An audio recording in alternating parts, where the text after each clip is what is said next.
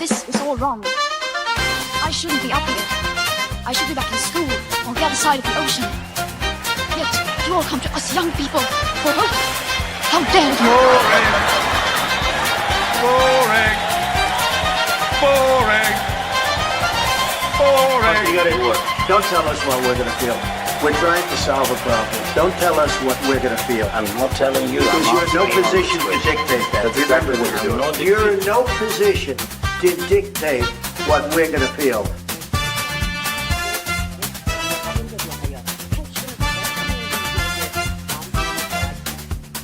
I call again for an immediate ceasefire in Gaza, the return of the sausages, the hostages.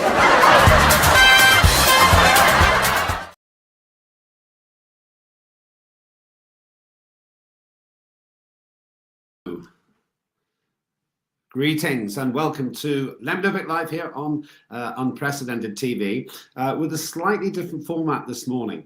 If you're watching this live, in a few minutes' time, we're going to replay an edition of Lembit Öpik Live with Simon Spanswick from the Association for International Broadcasting.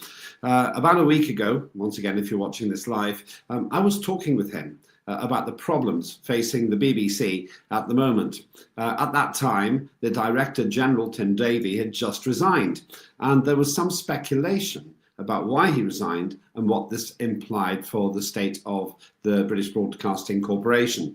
It's interesting to see the predictions made and what was discussed there and compare it to the current situation. So in this brief summary, before we replay that particular episode, let me say I told you so, and so did Simon Spanswick. Now, there are two very interesting things which have developed since that episode. First of all, more and more problems have arisen with the BBC apparently having not faked the Donald Trump splicing, as it's called, bringing two parts of a speech together once but twice. So it does look like it was quite a deliberate effort to give the impression that Donald Trump was indeed stirring up a riot on Capitol Hill. And so that rather corroborates what we said in the episode. The second problem is that a whole bunch of other things have become quite obviously problematic for the BBC. The BBC Verify is meant to be their rather sanctimonious attempt at proving that you can trust them, that they're full of facts, that everything's right in that particular camp. Well, I would imply from that they know they've got a credibility problem. Something I don't have to imply is the fact that they repeatedly make mistakes. I've watched quite a lot of coverage of what's called COP30. It's an environmental conference to which, rather ironically, 50,000 people have flown in Brazil. And they actually, incidentally, cut down quite a lot of rainforest in the process to build a road to facilitate these 50,000 delegates from all over the world's travel plans. Anyway, that's prompted quite a lot of debate and coverage in the process of reporting this COP30 conference. And I've tweeted, or X'd, I suppose you call it now, a number of mistakes. One of their presenters said that Brazil used to have 1 million square meters of rainforest on the Atlantic coast. Well, think about that. 1 million square meters. That's actually 1 square kilometer. That's smaller than Hyde Park in London.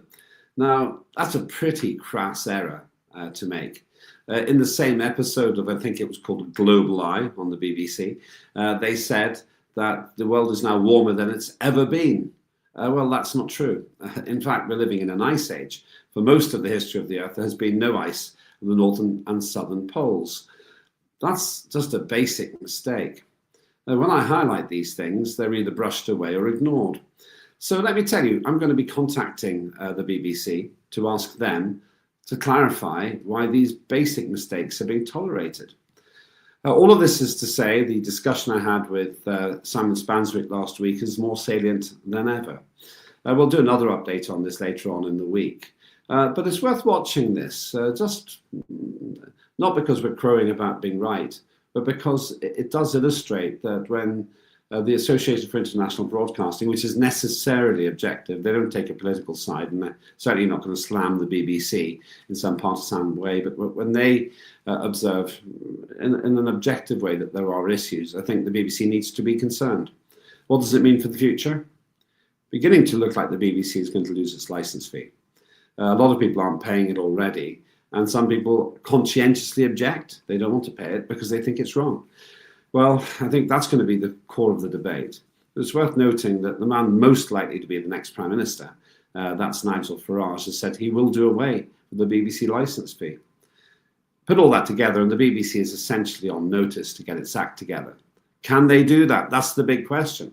And what happens to broadcasting without the licence fee? In one form or another, I expect the BBC will continue, but in a rather scaled down version. Having worked there myself for many years, I have a lot of respect for their technical capabilities. They're really the best in the business, and they are a great training ground for broadcasters all over the world. But they took their eye off the ball when it came to the politics, and far more politics has come out in a partisan way than I would ever have expected for an organisation which is meant to be politically objective.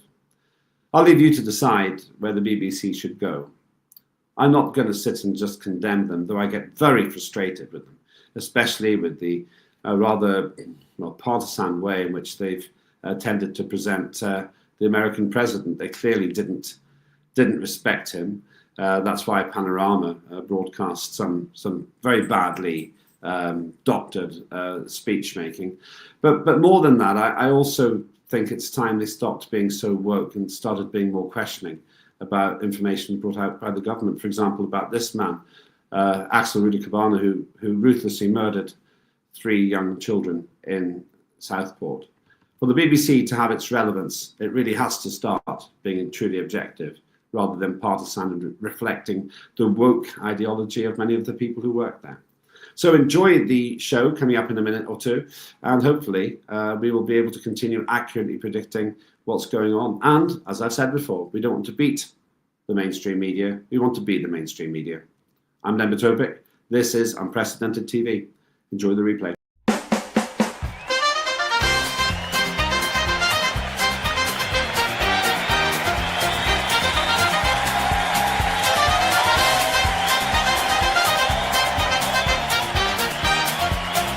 Immediate ceasefire in Gaza. The return of the sausages.